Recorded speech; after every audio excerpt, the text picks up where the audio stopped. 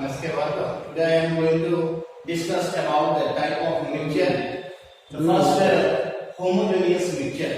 सबसे पहले हम लोग बात करेंगे होमोजेनियस मिक्सचर के बारे में कि होमोजेनियस मिक्सचर से पहले वाले वीडियो में हमने बात किया हुआ था कि मिक्सचर्स के बारे में और उनके टाइप्स जो था उसके स्टेट और पार्टिकल्स के साइज के आधार पर हमने बताया था कि मिक्सिंग जो होता है solid liquid solid solid solid gas liquid gas, तो ऐसे करके हमने 6 टाइप से मिक्सचर को बताया था। यहाँ पर हमें देखना है कि यूनिफॉर्म कंपोजिशन और नॉन यूनिफॉर्म कंपोजिशन आपका जो मिक्सचर्स का होता है पार्टिकल्स का, उसके आधार पर हम बांटेंगे।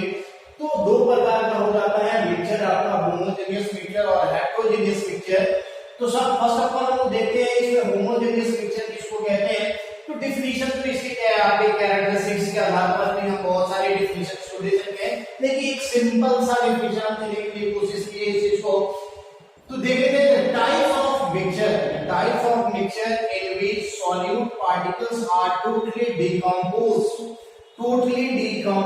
और dissolved, that mixture is called homogeneous mixture. कहने का मतलब है कि ऐसा मिक्सचर हो जिसमें जो आपका सॉल्यूट हमें जिसको डिसॉल्व करना है वो टोटली डिसॉल्व हो जाए, यानी उसका कोई भी पार्टिकल्स आपका बचा ना रहे, तो वैसे मिक्सचर को हम लोग कहते हैं कि होमोजेनियस मिक्सचर है।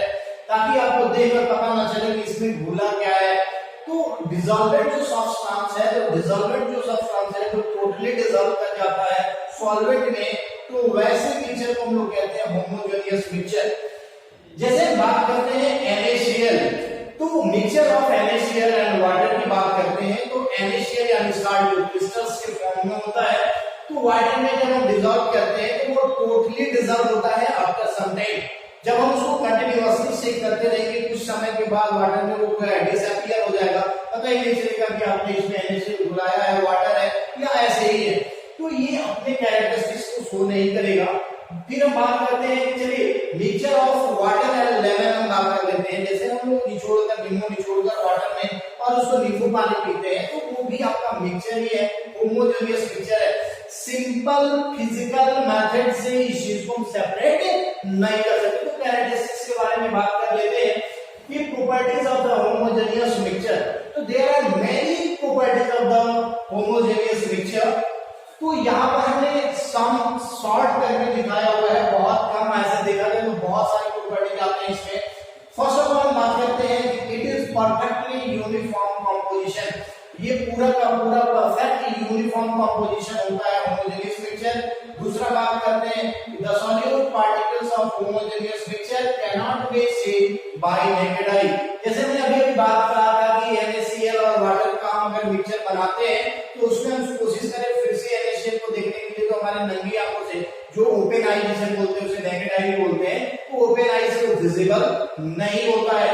नेक्स्ट हम बात करते हैं कि the size of solute particles is very small. ये ऐसा होता भी है कि जो सॉल्यूट हमने इसमें डिसॉल्व किया है उसका पार्टिकल्स इतना छोटा होता है जिसकी वजह से हमें वो दिखाई नहीं देता है। It cannot be separated by the simple filtration method। अगर जैसे मैं बात किया था कि आपका salt and water, lemon and water, milk and water, तो ये सिंपल फिल्ट्रेशन मेथड से फिल्टर पेपर के हेल्प से आप इसे सेपरेट नहीं कर सकते। मिक्सचर है, मिक्सचर तो आपको फिजिकल मेथड से ही सेपरेट होता है, बट ये सिंपल फिजिकल मेथड जैसे हैंड पिकिंग मेथड हो गया, विनोइंग हो गया, थ्रेशिंग हो गया, आपका फिल्ट्रेशन हो गया, या तो इन सब चीजों से सैनिटाइजेशन हो गया, तो इन सब चीजों से ये सेपरेट नहीं होता है। Particles of solute are pass through the filter paper. अब सेपरेट नहीं होने का कारण क्या होता है कि पार्टिकल्स इतना छोटा होता है कि सिंपल फिल्ट्रेशन यानी फिल्टर जो पेपर होता है, फिल्टर पेपर में वेरी स्मॉल पोर होता है, बट उसका जो होमोजेनियस मिक्सचर के जो सॉल्यूट होते हैं उन सॉल्यूट का पार्टिकल्स यानी 10 टू द पावर -9 mm इतना छोटा होता है इसके सॉलिड का पार्टिकल्स, जो फिल्टर पेपर से क्या हो जाता है, वॉश हो जाता है, पास कर जाता है, जिसकी वजह से ये फिल्ट्रेट नहीं होता है। नेक्स्ट हम बात करते हैं कि लिक्विड होमोजेनियस मिक्सचर है। लिक्विड होमोजेनियस मिक्सचर को हम लोग सॉल्यूशन कहते हैं।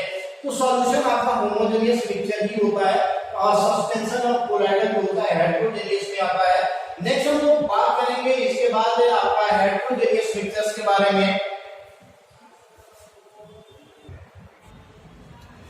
नेक्स्ट हम लोग बात करेंगे हेट्रोजेनियस मिक्सचर्स के बारे में।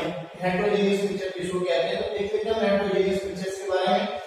A mixture which has the different compositions and the different locations in the mixture is called heterogeneous mixture। यानी ऐसा मिक्सचर जिसके सॉल्यूट के पार्टिकल्स जो होते हैं उनका कंपोजिशन जो होता है डिफरेंट होता है, और सॉल्यूट के पार्टिकल्स जो होते हैं मिक्सचर के इधर उधर जो बढ़ते हुए रहते हैं, यानी डिफरेंट जो लोकेशन में होते हैं, तो ऐसे मिक्सचर को हम लोग बोलते हैं हेट्रोजेनियस मिक्सचर। इसके एग्जांपल के बारे में बात करेंगे तो ये होता है मडी वाटर भी आप देख सकते हैं, सैंड वाटर को भी मिक्स कर सकते हैं आप, ग्रेवल्स लाइए, स्टोन चिप लाइए, वाटर में मिक्स कर दीजिए, या वाटर में आप वीट का जो यानी आटा जो आता है, वीट फ्लोर जो आता है, आप उसे मिक्स कर देंगे तो भी आप कैसे रहेगा, चॉक पाउडर मिक्स करेंगे, या आप बात करते हैं कैल्शियम कार्बोनेट को भी आप मिक्स करते हैं तो वो भी आपका हेट्रोजेनियस मिक्सचर ही बनाता है। चाहे आप NaCl आयरन फॉल को ले लें, NaCl सल्फर पाउडर को ले लें, या मिक्सचर आप ले लें ऑयल और वाटर का, तो ये भी सारे जो एग्जांपल्स होते हैं वो सभी के सभी हेट्रोजेनियस के एग्जांपल्स होते हैं। हेट्रोजेनियस मिक्सचर के डिफरेंट प्रॉपर्टीज होते हैं, in different properties various properties होते हैं।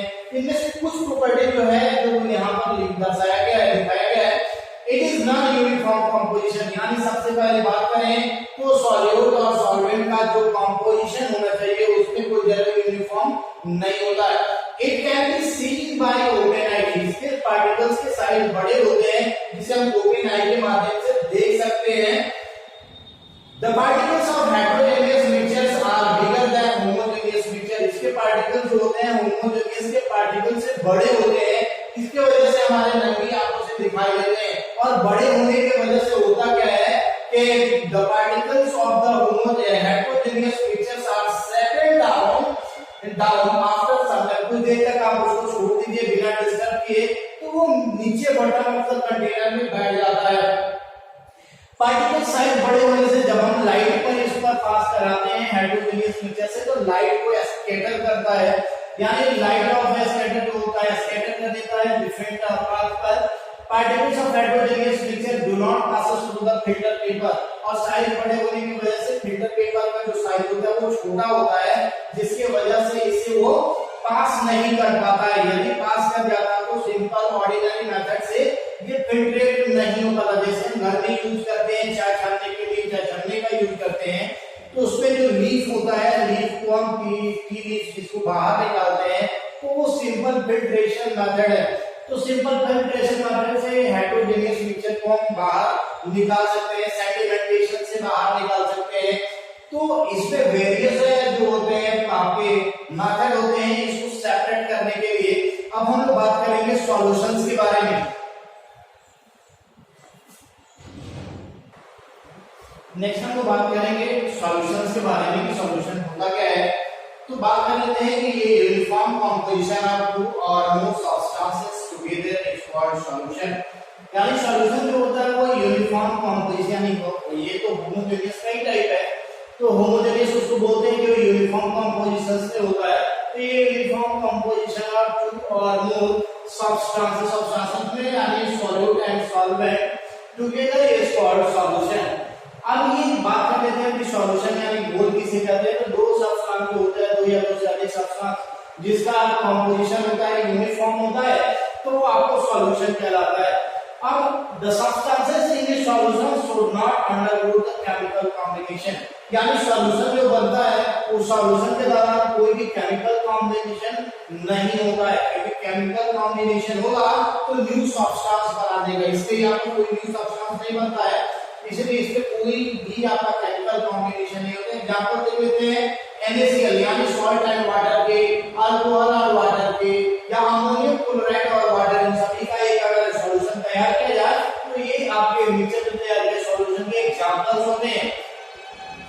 नेक्स्ट जब इस हम सॉल्यूशन को पढ़ते हैं तो सॉल्यूशन में हमें सॉल्यूट और सॉल्वेंट दोनों को मिक्स करना होता है, तो उसके आधार पर सॉल्यूशन को दो भागों में बांटा गया है। एक को हम लोग बोलते हैं एक्वस सॉल्यूशन और दूसरे को बोलते हैं non aqueous solution. Aqueous solution किसको कहते हैं, तो बात करते हैं कि a solution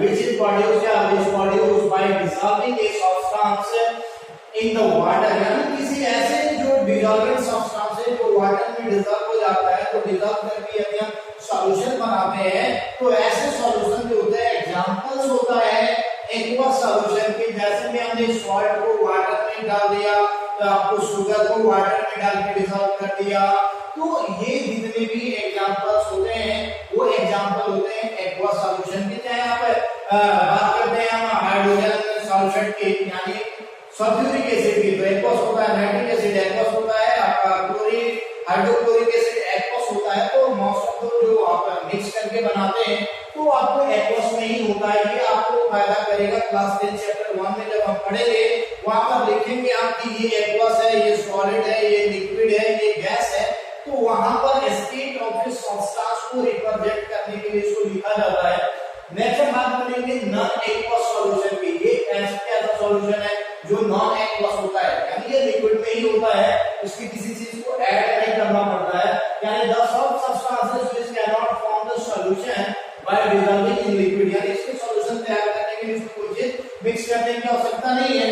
तो वैसे जो सॉल्यूशन होते हैं आप नॉन एक्वस सॉल्यूशन में आते हैं जिसमें आप वाटर को छोड़ दीजिए उसके, यानी लिक्विड अदर देन वाटर, जैसे में अल्कोहल है, एसीटोन है, कार्बन टेट्राक्लोराइड है, कार्बन डाइसल्फाइड है, तो ये सारे एग्जांपल्स हैं आपके नॉन एक्वस सॉल्यूशन के। इसी बीच में आता है आपका एक ट्रू सॉल्यूशन। अब ट्रू सॉल्यूशन किसको कहेंगे, इस चीज को हम बात कर लेते हैं।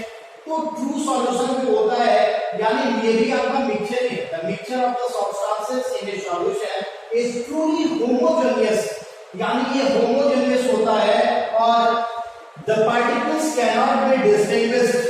पार्टिकल जो इसमें डिसॉल्व होते हैं उसे हम अंतर स्पर्श नहीं कर सकते हैं। या अनदर सॉल्यूशन, जैसे में आप बात करते हैं इवन तो आप माइक्रोस्कोप के हेल्प से भी से आप पार्टिकल्स को अलग नहीं कर सकते, डिस्टिंग्विश नहीं कर सकते, तो वैसे सॉल्यूशन को हम लोग ट्रू सॉल्यूशन कहते हैं। और true solution can not be scatter the sources of light, यानी लाइट को ये स्कैटर नहीं करेगा क्योंकि इसमें सस्पेंडेड पार्टिकल्स कोई भी नहीं होगा। तो इस चीज में हम देख सकते हैं कि ये ट्रू सॉल्यूशन हुआ, non aqueous solution, aqueous solution और सॉल्यूशंस के बारे में नेक्स्ट लेक्चर में हम लोग पढ़ेंगे सस्पेंशन और कोलाइडर के बारे में, और ये चैप्टर आपको यहीं पर कंप्लीट हो जाएगा क्योंकि इस चैप्टर में हमें सेपरेशंस के बारे में नहीं पढ़ने हैं। तो सेपरेशन क्योंकि इस बार उस चीज को हटा दिया गया है तो इसलिए सेपरेशन को नहीं पढ़ाया जाएगा। तो उसी चैप्टर को पढ़ेंगे जिस पर्सन से आपको क्वेश्चन आने वाला है।